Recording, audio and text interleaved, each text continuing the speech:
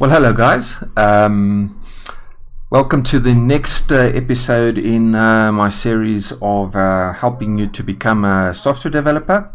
If I'm not mistaken, this is now episode 5. So at the end of my previous episodes, I did mention that we've now covered up to that point we had covered the basics of software development. In other words, understanding how bits and bytes work, how binary works, some simple data types, the primitive data types, conditional statements, loops, and so forth. And then I made a statement at the end of the last video saying that look, we've looked at a few small examples in C#, but we haven't really done much in C#. But we are now reaching that point, and in the next video we'll be there. Well, this is that video. We are finally there. We're now ready to actually start doing some C# development. Okay, so well, the first thing before you can do any C# development on a new machine like I've got here now, well, a new virtual machine, but I mean it's a nice clean install. You need to install your IDE, as I originally explained. That stands for your integrated development environment. That's the environment in which we're going to be doing our C# development, and we've got to download that from the internet. And I just quickly got into Google here and I typed in the word Visual Studio download, and well, the first hit is Microsoft, but I'm looking at this Visual Studio community one here, and I'll click on that and it'll allow us to download the community edition, and it tells you a little bit about it and so forth, but you can basically just click here on download Visual Studio. It'll ask you if you want to install it, which you'll reply yes. Now I've already done my download, so I'm going to cancel mine at this point, but yours will look the same as mine. So now if I go to my downloads, just quickly look here, and if we go to downloads, there's my vscommunity.exe. That's the file I just downloaded now.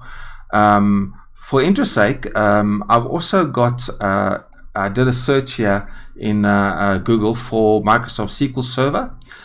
This we're going to be installing at some point as well, because we're going to be also showing you how to communicate with the database from C#, which is something you're going to do a million times in your career. And then another search I did here was for Git. That's a version control system for your source code, that you can keep your source code on a remote server, all password protected and so forth. And if you ever lose any of your code, or if you want to roll back to an older version of your code, this Git allows you to be able to do that. So that's definitely something you're going to want to need. But in any case, so like I say, so I've now downloaded the Visual Studio installation. So if I go back to my downloads here and I open up VS Community, I'll just minimize this. All right, it's going to ask me, are you sure you want to run the installer? I say yes. And it'll want to then install a little something from the internet quick, I think it's going to tell me. Doesn't look like this time. Yep, there it is. So it just wants to do a quick little update from the internet, and it's a small update, 71 meg in size, so we'll just let that run through quickly.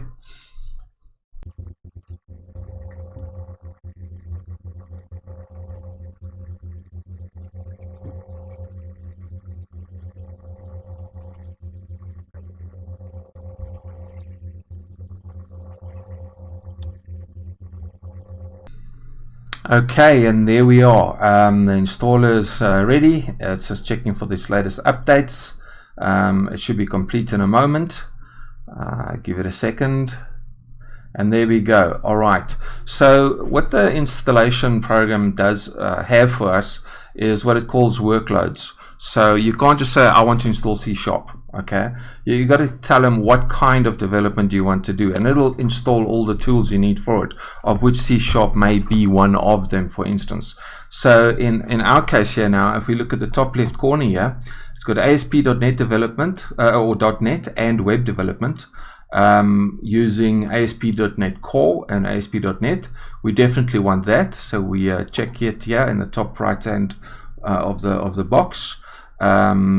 You can look at Azure development, Node.js, Python, if you're interested in doing some Python development. All right. Yeah, we've got .NET desktop development. Okay. All right, then you've also got your Universal Windows Platform development. Okay, this is for Windows 10, the new UI and so forth. To work with that, we can enable that. And mobile development, if you want to do any Xamarin mobile development, for instance, which I'm doing also on another machine, that's quite a nice thing to have as well. You've got desktop development. All right, if you scroll down a little bit here, Visual Studio Extension, .NET Core cross-platform development, we do want that. All right, we want to be able to write stuff that runs on Windows and Linux and iOS for that matter. And just quickly looking over it, that looks like that's everything we need. You can go to the individual components and actually see what exactly it's going to install for us. Okay, so we see it's installing .NET Core version 3.1. That's good. Happy with that. And all right, and you got your language packs, and you can go change where it installs to and so forth. All right, so I'll just click back on workloads again, and that's it. And at the bottom right corner here, it tells me 20.24 gigabytes to space required to do the installation. That's bit big, but all right. And we click on install, and at this point we just leave it and see how long it takes. It's probably going to take a while to download and install, so I'll stop the video at this point, and once it's done I'll be back again.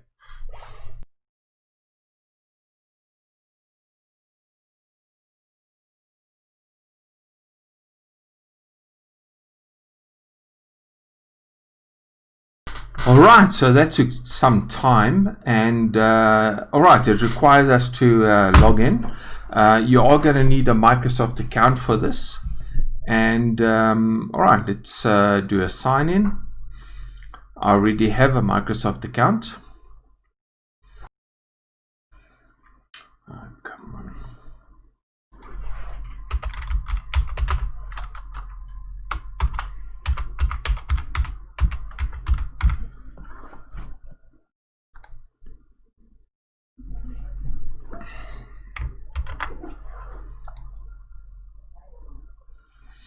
All right, and I've entered my Microsoft login details, and it's trying to now log me in.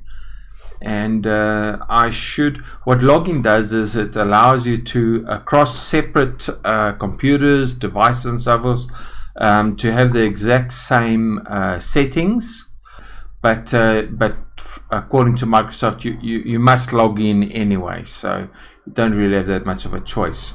So, all right, let's see what's next. All right, so it's accepted my login credentials, and it's asking me what do I want to do next. And what we can do is, well, I mean, you could cancel everything entirely, but let's say we're going to create a new project. All right, we're going to do a .NET Core command line project. Just a default project.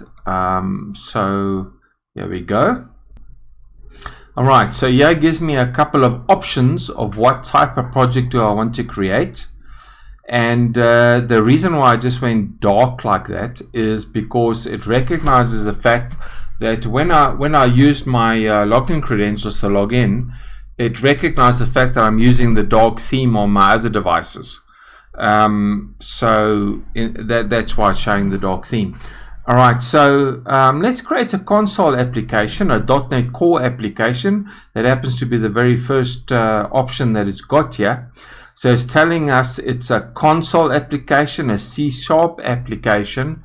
It can run on Linux, Mac OS, and Windows. All right. So let's make that our first application, a .NET Core application. All right, so we say at the bottom here, next, and we'll give it a name. And let's just say, for instance, let's call it my first application.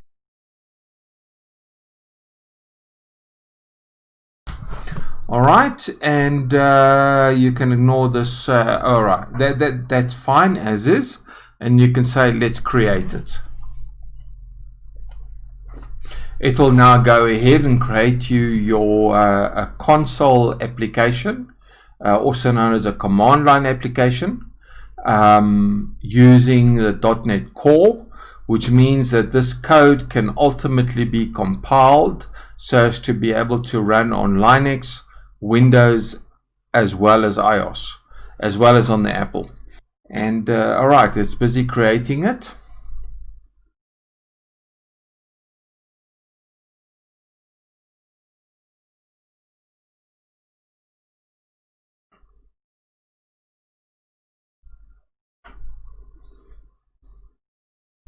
Right, and there we go. If it's gone and created us our first application, and by tradition, programmers always create a Hello World program. In other words, just to display on the screen the words Hello World or something equivalent. I think let me just zoom in a little bit here so you can see the text, the code better. Okay. So yeah, so like I'm saying, when you decide to create a console app, well, any app, in fact, in Visual Studio, there are some pre-built, let's call them templates or projects that you can select from, and it will do what they refer to as the scaffolding of the type of program you want to do. So in our case, we want to do now a command line application, and so therefore the scaffolding that .NET or Visual Studio creates for us is something that pertains to a command line program. If you want to do, for instance, a web development program, the project you're going to select is some web development project, and all the scaffolding will be done for you. So in other words, all the code, like you see on the left here, there's some code here already, and if you click on one of these files here, the contents is what's displayed here. So this is actually what your project looks like, or your solution looks like, and this is the code inside those individual files. Now, I mean, we've only got one file at the moment, which contains a namespace, a class, and then a function. We'll get into the details on that in the next episode, and but that's basically it. So if we just have to, you can press F5, okay, and it'll run this program in debug mode. Alternatively, you can press up top here, that little green button over here, says your application name. You can click on that, or you can go to debug, and like it says F5 to start debugging, or to start without debugging is Control F5. What that debugging means is you can if you can use the mouse to do it, that red dot. But if you go anywhere in code, all right, and press F9, all right, it will then highlight, or not highlight, it'll put that little dot there for you. So if you run this application in debug mode, in other words, if you just press F5, you run it, it'll stop execution at this point and allow you to go by hand step for step through every line of code after that, or press F5 again and it'll run through and complete the code. But we'll cover debugging later. Very, very, very, very handy feature. Alright, so like I say, so let me press F5 and let's see what happens if we run this. Okay, there we go. It's opened up a terminal window, and there's the words Hello World that it typed out for us. Okay, and this is just telling us, you know, press enter if you want to close it. Okay, so we press enter. Come on, and it'll close that window. Or you can just close it the normal way. But there you go. That's your first program, guys, and I know it's simple. It consists of nothing really other than a bit of structure, of one function and one line of code. But the next video we'll be getting into it much deeper. Thanks a lot, guys, and I'll see you next time. Goodbye.